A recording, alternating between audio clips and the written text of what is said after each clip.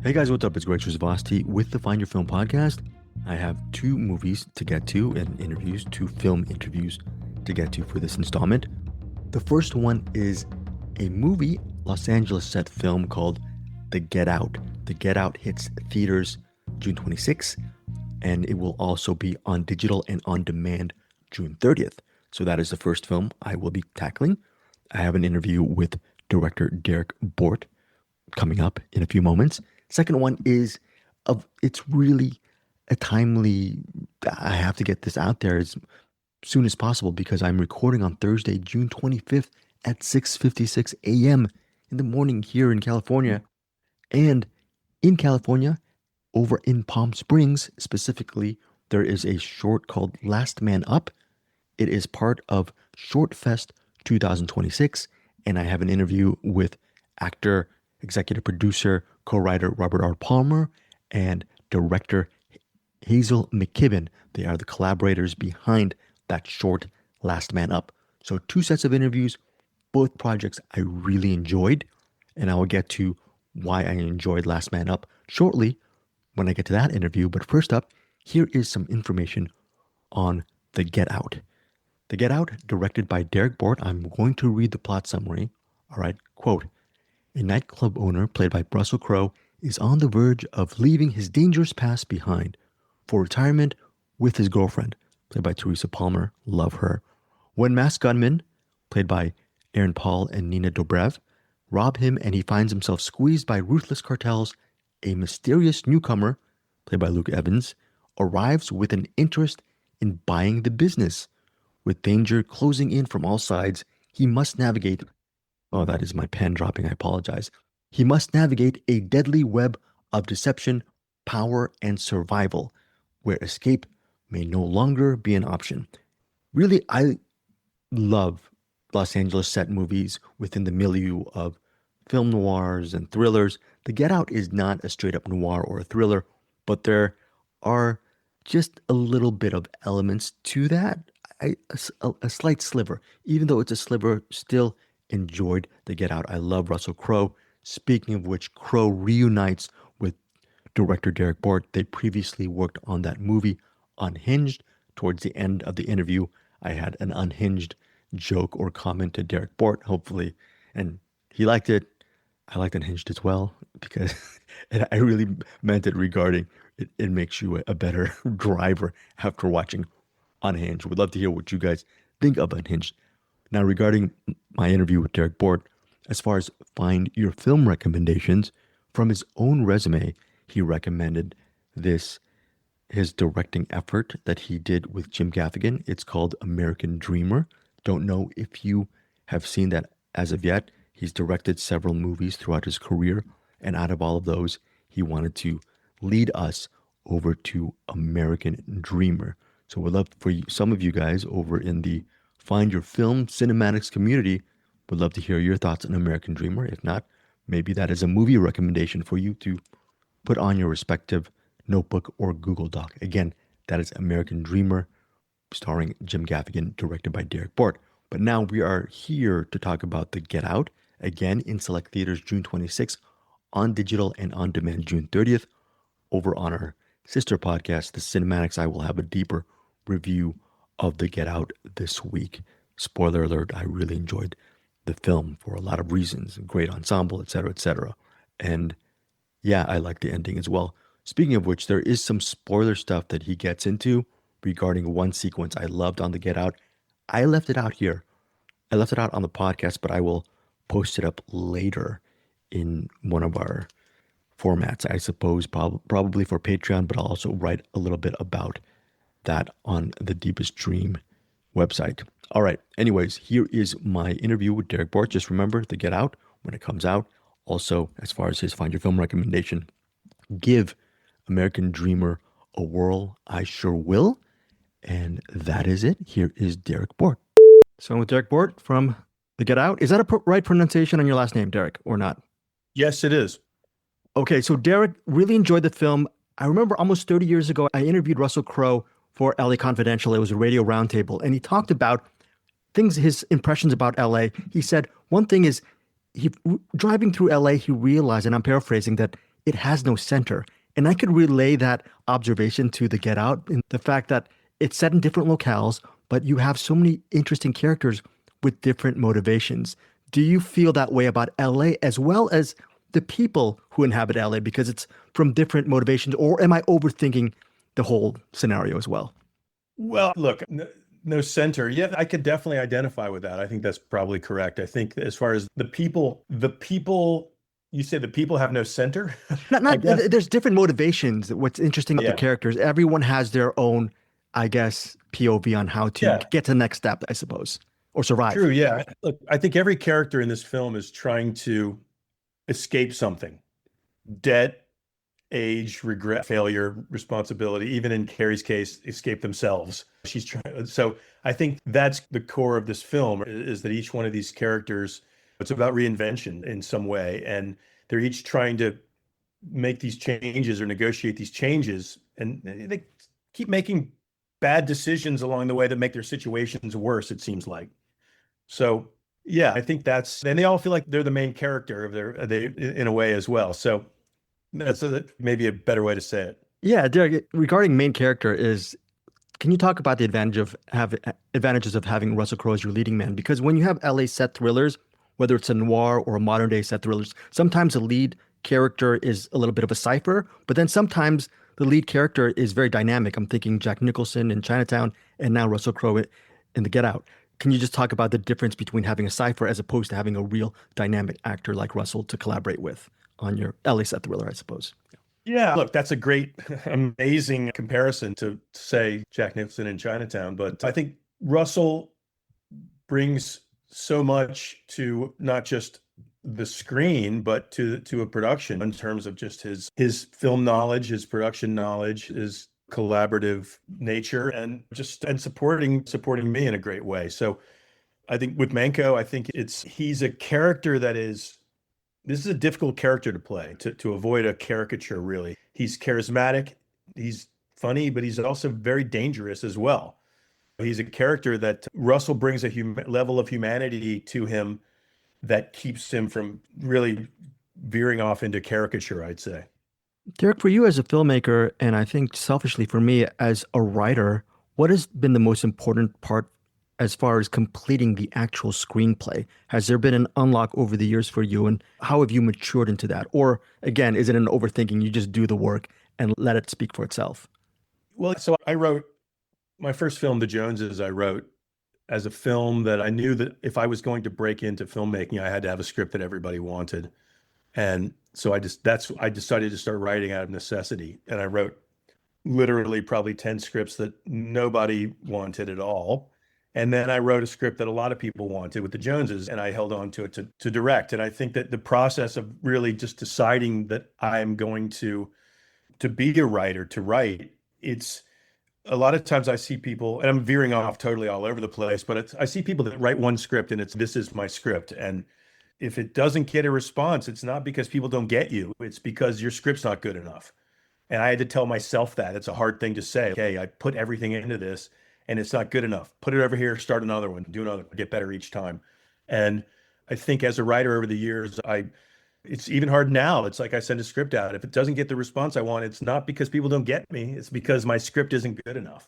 And every now and then you write one that is good enough. And I think that's a reality that's rejection's part of the deal. You just have to accept it and know that you're going to, even the very best writers have a stack of scripts on the shelf that nobody wanted, and they've got the ones that you know them for. So it's just, you're going to write a lot more than that people ever get to see, I guess. Derek, final couple questions before I let you Yeah, go yeah. is, in general, broad strokes, what does it take to to be an effective leader as a filmmaker? Because you're working with cast and crew and producers, so many different people who have different, I guess, motivations, but everyone's going for that same vision. But what has been your key as far as being an effective leader to so many people?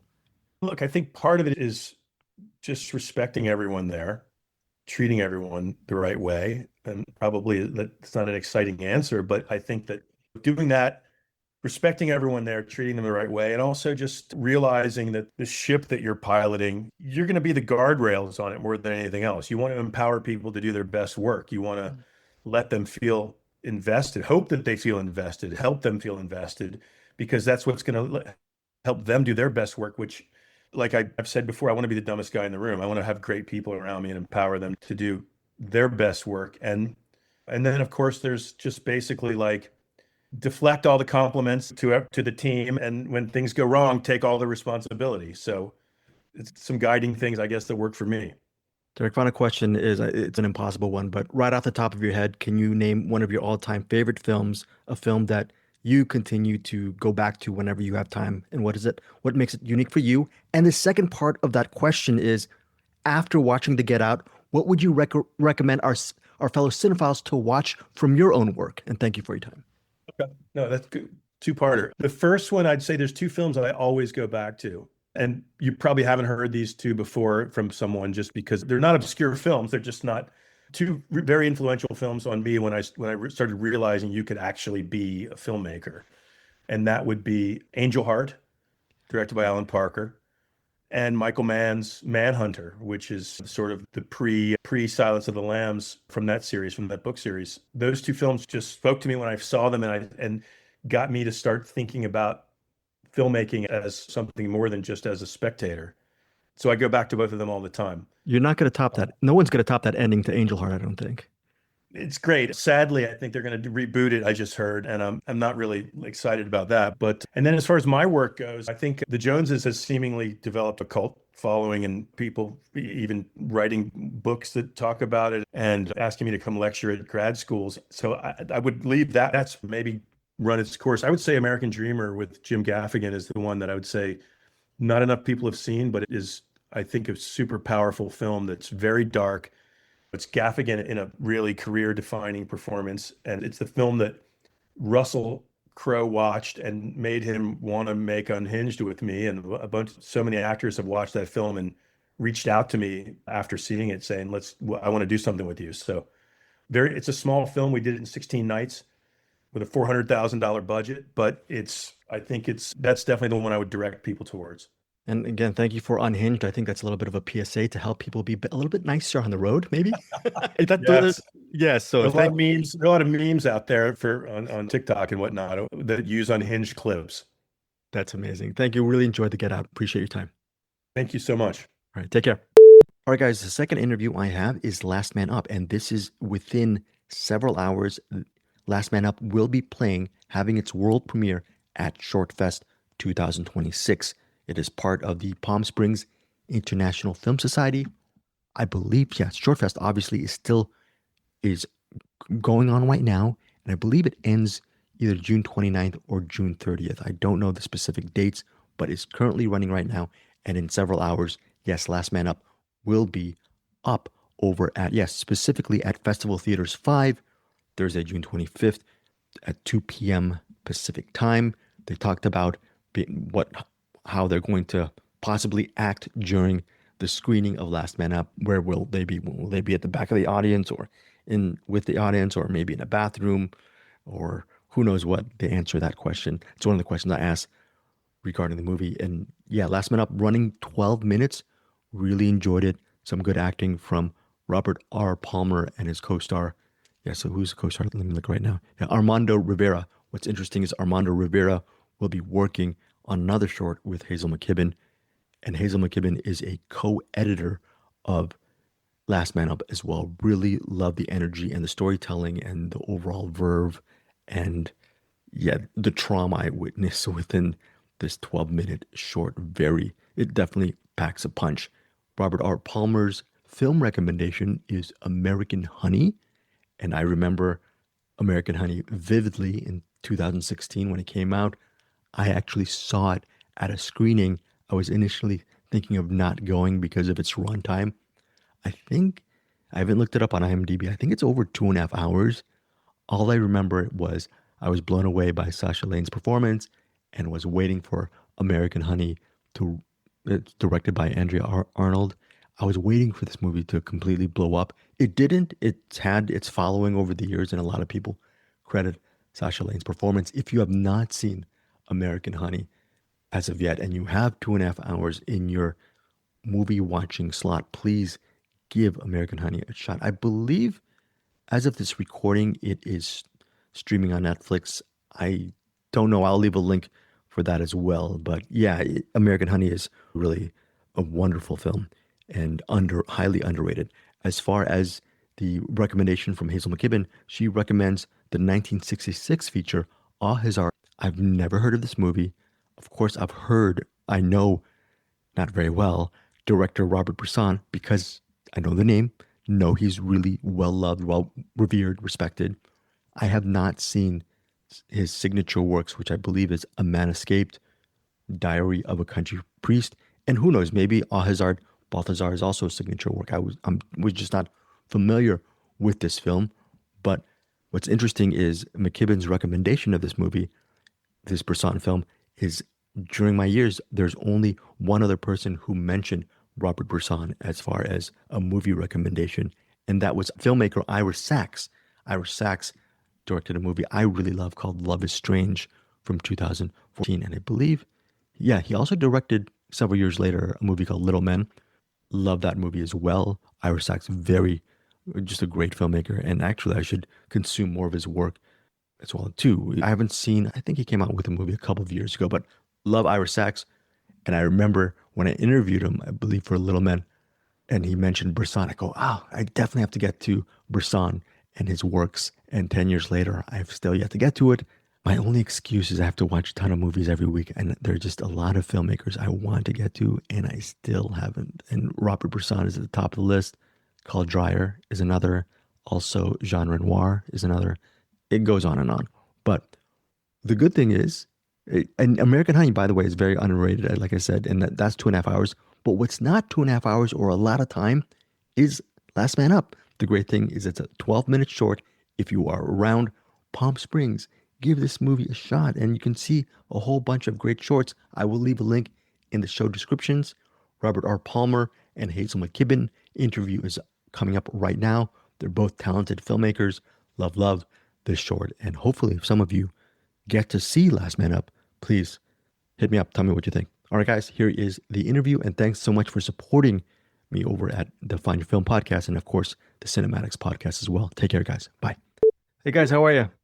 Hey, How are you? we're good. How you doing? Good, very good. First off, I guess it's the road question, but how did the collaboration come about and the idea come about? Because as a guy, I really could relate to a lot of the dynamics within the story, and that's great stuff. But what were the origins for this?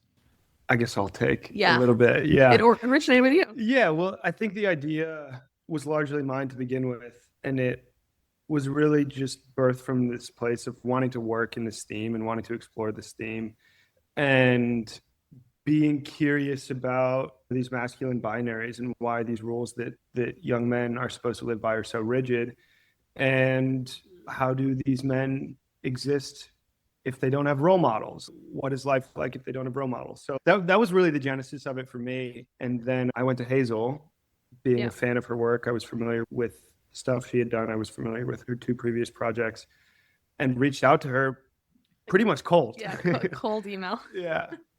And then I guess maybe you can jump from there. But yeah, my previous work was about, or most of my other work is about, I make feminist films about womanhood. And to me, it was interesting to do something that was totally different that I wouldn't have necessarily written. But I took Robert's script, rewrote it. We went back and forth a bit, and then, directed it. And that's how it happened. Robert, for you as a collaborator, when you have a fellow artist rewriting, helping shape the script as a collaboration, are you one of these people, you're mature, you can let go, this is a better idea, or are you one of those people, no, this is my vision, I have to stick, where do you land? Really No, I'm kidding. Look, I would like to think I'm a decent collaborator. Of course, I think part of the reason why we ended up working together too is because initially there was a lot of overlap in what we saw as potentially what the project might be.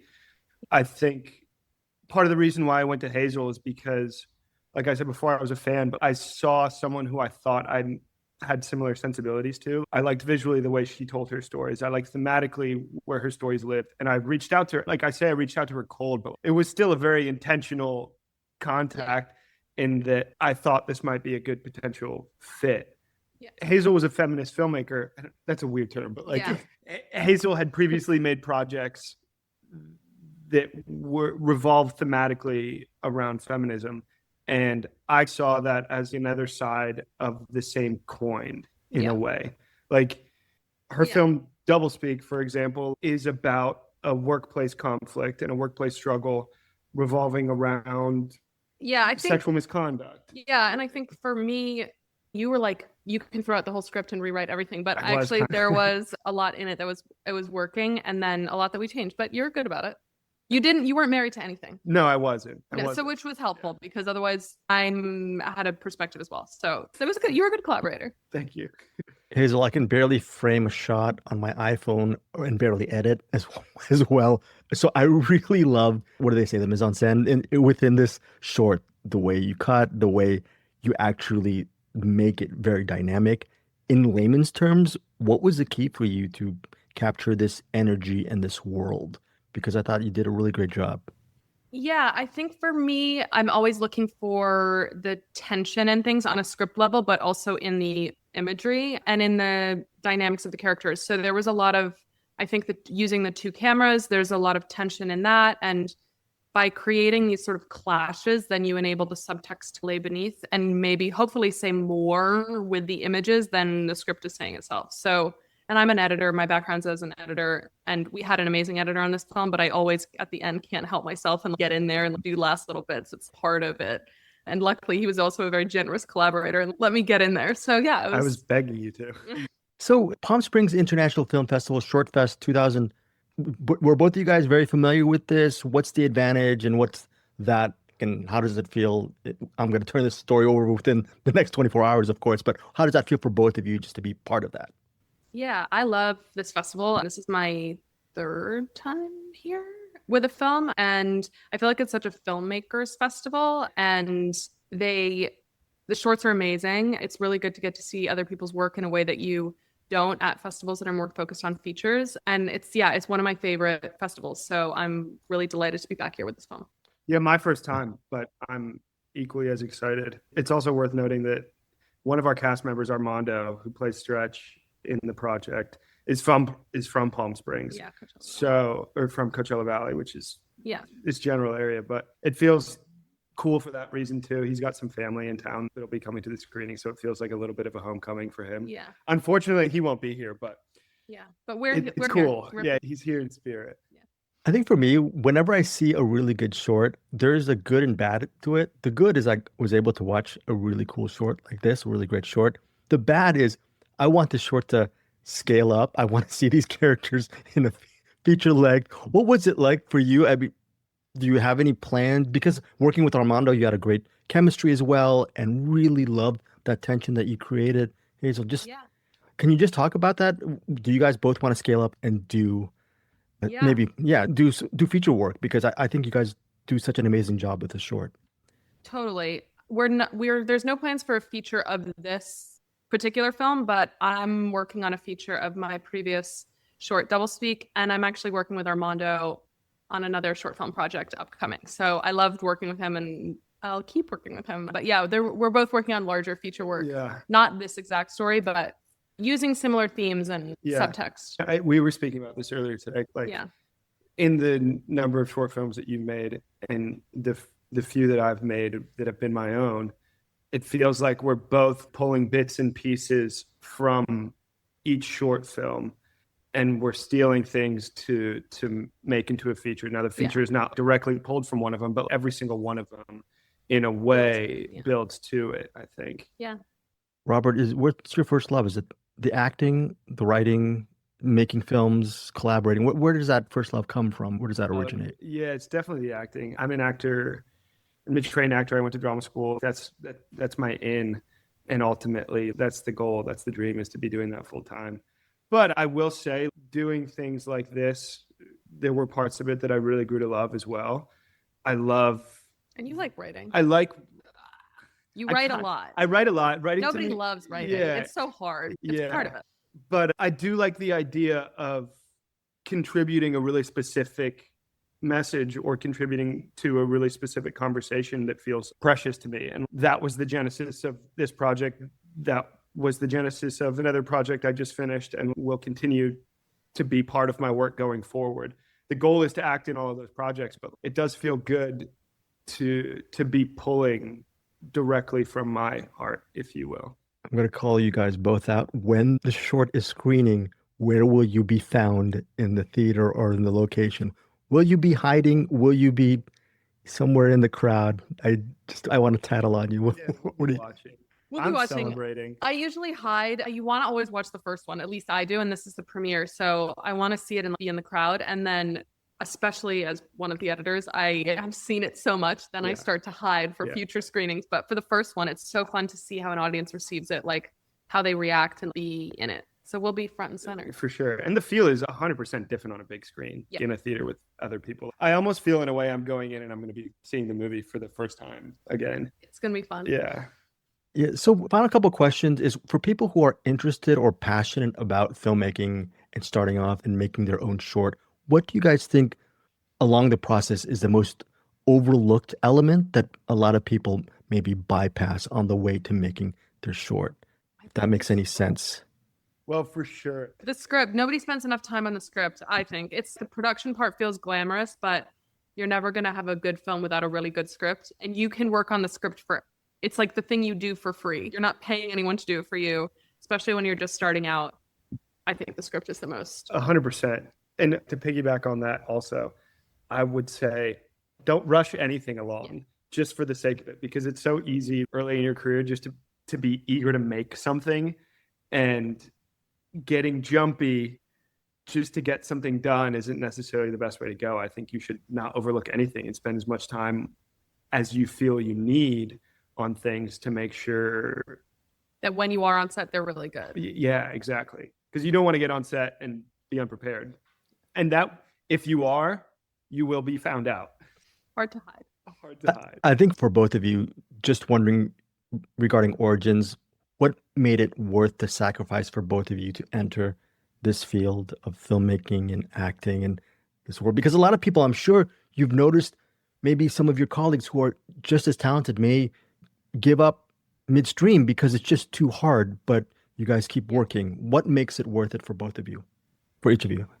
Ooh, that's such a hard question. I think, well, one, it's never your only thing. You always are doing something else along with, like, I direct, I also edit, and editing is what pays my rent. But I think the thing that keeps, it's just like the love of it, really. Like, I love being on set. I love working with actors. I love like seeing the final thing come to life. I love writing, even though I also hate it. All of it is like, I never thought I was going to be a filmmaker. I didn't grow up watching movies, but once I started doing it, it's like you kind of can't get away. And you're right. If you keep doing it, you keep doing it. Like, the only way to be a writer or director is to write and direct, act. Yeah, I think, like, this may be an unpopular answer, but like, I think your relationship to it is revealed to you as you do it. And you may think you're a lot more in love with it than you are necessarily in the beginning.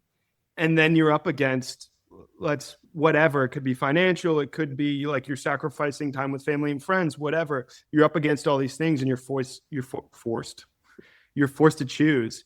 And as you make those choices, I think your real relationship to it starts to emerge, and it just kind of happens. You either, if you stop, that you probably should stop. And if you don't, it's because you really love it, I think. It just happens that way.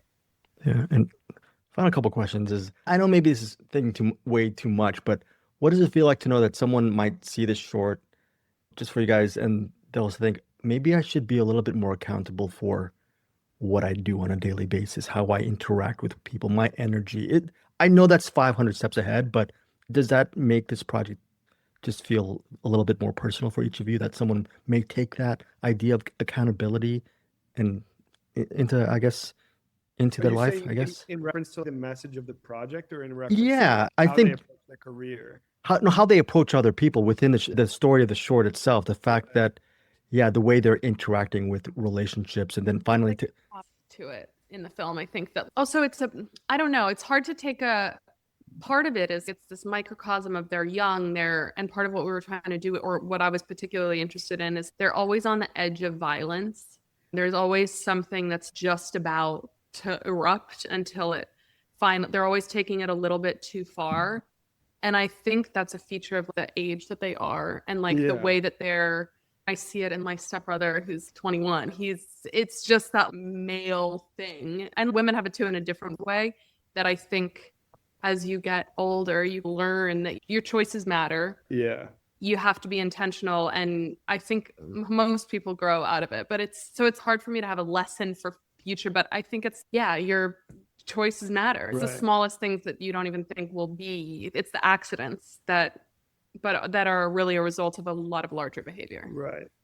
And that is the aspiration. I think you should have an aspiration like that anytime you go out to make something without sounding too cliche. There should be that at the heart of every project, I think. The idea is to change something, right, in your viewer. I think as an audience, why do I go to the movies? I go to the movies because I want to be changed. There's something, whatever it could be, to be healed. It could be, I need some fun tonight, whatever it is. But the idea is I go to be changed. And to feel something. Yeah. Yeah. And I think as an artist and as a filmmaker, that should be the driving thought and the driving force behind every project. There should be something I'm trying to push the needle for, in my mind.